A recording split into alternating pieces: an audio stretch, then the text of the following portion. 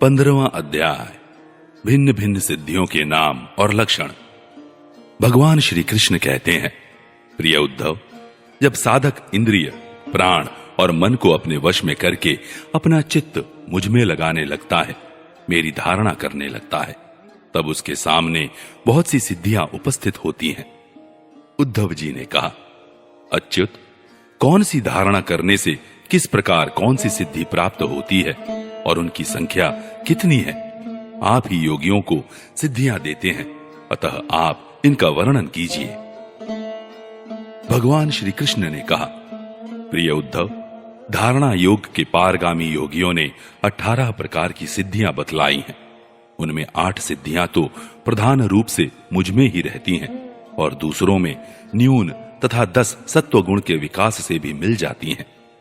उनमें 3 सिद्धियां तो शरीर की हैं, अणिमा, महिमा और लघिमा। इंद्रियों की एक सिद्धि है प्राप्ति, लौकिक और पारलौकिक पदार्थों का इच्छानुसार अनुभव करने वाली सिद्धि प्राकाम्य है। माया और उसके कार्यों को इच्छानुसार संचालित करना इशिता नाम की सिद्धि है। विषयों में रहकर भी उनमें आसक्त न होना वशिता है, और जिस जिस सुख की कामना करे उसकी सीमा तक पहुंच जाना कामावसाहिता नाम की 8वीं सिद्धि है। ये 8 सिद्धियां मुझ में स्वभाव से ही रहती हैं, और जिन्हें मैं देता हूं उन्हीं को अंशतः प्राप्त होती है। इनके अतिरिक्त और भी कई सिद्धियां हैं। शरीर में भूख प्यास आदि वेगों का न होना, बहुत दूर की वस्तु देख लेना और बहुत दूर की बात सुन लेना, मन के साथ ही शरीर का उस स्थान पर पहुंच जाना, जो इच्छा हो वही रूप बना लेना, दूसरे शरीर में प्रवेश करना, जब इच्छा हो तभी शरीर छोड़ना, अप्सराओं के साथ होने वाली देव क्रीड़ा का दर्शन, संकल्प की सिद्धि, सब जगह सबके द्वारा बिना ननु नच के आज्ञा पालन, ये 10 सिद्धियां सत्व गुण के विशेष विकास से होती हैं। भूत, भविष्य और वर्तमान की बात जान लेना, शीत उष्ण, सुख दुख और राग द्वेष आदि द्वंद्वों के वश में न होना, दूसरे के मन आदि की बात जान लेना, अग्नि, सूर्य, जल, विष आदि की शक्ति को स्तंभित कर देना और किसी से भी पराजित न होना, ये 5 सिद्धियां भी योगियों को प्राप्त होती है। प्रिय उद्धव, योग धारणा करने से जो सिद्धियां प्राप्त होती हैं, उनका मैंने नाम निर्देश के साथ वर्णन कर दिया। अब किस धारणा से कौन सी सिद्धि कैसे प्राप्त होती है, यह बतलाता हूं, सुनो। प्रिय उद्धव, पंचभूतों की सूक्ष्मतम मात्राएं मेरा ही शरीर है। जो साधक केवल मेरे उसी शरीर की उपासना करता है और अपने मन को तदाकार बनाकर उसी में लगा देता है, अर्थात मेरे तन मात्रात्मक शरीर के अतिरिक्त और किसी भी वस्तु का चिंतन नहीं करता, उसे अणिमा नाम की सिद्धि अर्थात पत्थर की चट्टान आदि में भी प्रवेश करने की शक्ति, अणुता प्राप्त हो जाती है। महत्त्व के रूप में भी मैं ही प्रकाशित हो रहा हूं और उस रूप में समस्त व्यवहारिक ज्ञानों का केंद्र हूं। जो मेरे उस रूप में अपने मन को महत्त्वाकार करके तन्मय कर देता है, उसे महिमा नाम की सिद्धि प्राप्त होती है। और इसी प्रकार आकाशादि पंचभूतों में जो मेरे ही शरीर हैं, अलग अलग मन लगाने से उनकी महत्ता प्राप्त हो जाती है। यह भी महिमा सिद्धि के ही अंतर्गत है। जो योगी वायु आदि 4 भूतों के परमाणुओं को मेरा ही रूप समझकर चित्त को तदाकार कर देता है, उसे लघिमा सिद्धि प्राप्त हो जाती है। उसे परमाणु रूप काल के समान सूक्ष्म वस्तु बनाने का सामर्थ्य प्राप्त हो जाता है। जो सात्विक अहंकार को मेरा स्वरूप समझकर मेरे उसी रूप में चित्त की धारणा करता है, वह समस्त इंद्रियों का अधिष्ठाता हो जाता है। मेरा चिंतन करने वाला भक्त इस प्रकार प्राप्ति नाम की सिद्धि प्राप्त कर लेता है। जो पुरुष मुझ महत्त्वाभिमानी सूत्रात्मा में अपना चित्त स्थिर करता है, उसे मुझ अव्यक्त जन्मा की प्राकाम्य नाम की सिद्धि प्राप्त होती है, जिससे इच्छानुसार सभी भोग प्राप्त हो जाते हैं।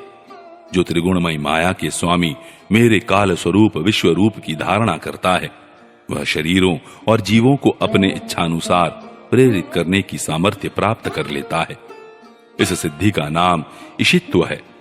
जो योगी मेरे नारायण स्वरूप में, जिसे तुरीय और भगवान भी कहते हैं, मन को लगा देता है, मेरे स्वाभाविक गुण उसमें प्रकट होने लगते हैं और उसे वशिता नाम की सिद्धि प्राप्त हो जाती है। निर्गुण ब्रह्म भी मैं ही हूं। जो अपना निर्मल मन मेरे इस ब्रह्म स्वरूप में स्थित कर लेता है, उसे परमानंद स्वरूपिणी कामावसायिता नाम की सिद्धि प्राप्त होती है। इसके मिलने पर उसकी सारी कामनाएं पूर्ण हो जाती हैं, समाप्त हो जाती हैं। प्रिय उद्धव, मेरा वह रूप जो श्वेत द्वीप का स्वामी है, अत्यंत शुद्ध और धर्ममय है। जो उसकी धारणा करता है वह भूख प्यास, जन्म मृत्यु और शोक मोह इन 6 उर्मियों से मुक्त हो जाता है और उसे शुद्ध स्वरूप की प्राप्ति होती है। मैं ही समष्टि प्राण रूप आकाश आत्मा हूं।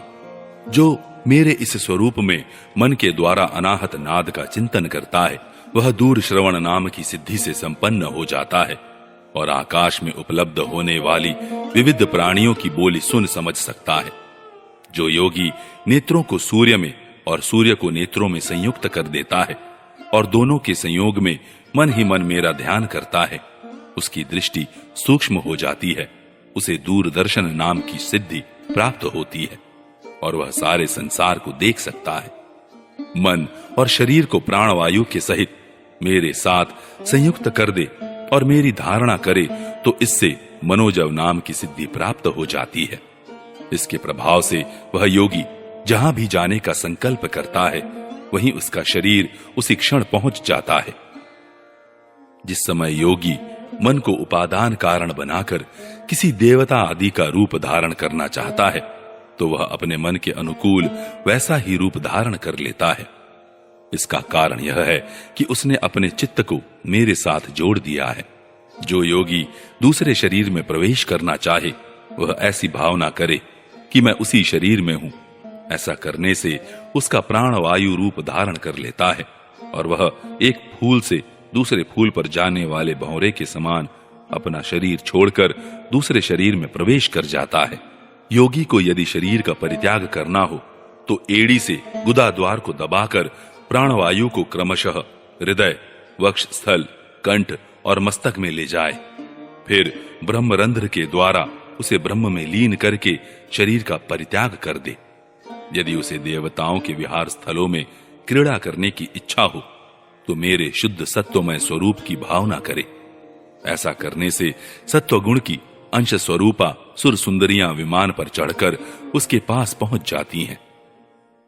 जिस पुरुष ने मेरे सत्य संकल्प स्वरूप में अपना चित्त स्थिर कर दिया है, उसी के ध्यान में संलग्न है।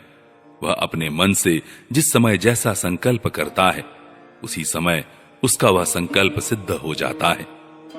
मैं ईशित्व और वशित्व इन दोनों सिद्धियों का स्वामी हूं, इसलिए कभी कोई मेरी आज्ञा टाल नहीं सकता।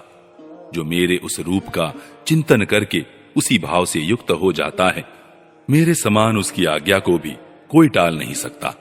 जिस योगी का चित्त मेरी धारणा करते करते मेरी भक्ति के प्रभाव से शुद्ध हो गया है, उसकी बुद्धि जन्म मृत्यु आदि अदृष्ट विषयों को जान लेती है।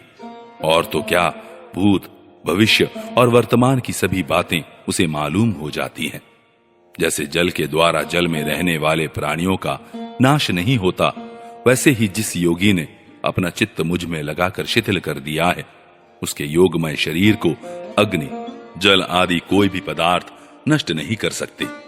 जो पुरुष श्रीवत्स आदि चिन्ह और शंख, गदा, चक्र, पद्म आदि आयुधों से विभूषित तथा ध्वजा, छत्र, चंवर आदि से संपन्न मेरे अवतारों का ध्यान करता है, वह अजेय हो जाता है। इस प्रकार जो विचारशील पुरुष मेरी उपासना करता है और योग धारणा के द्वारा मेरा चिंतन करता है, उसे वे सभी सिद्धियां पूर्णतः प्राप्त हो जाती हैं, जिनका वर्णन मैंने किया है।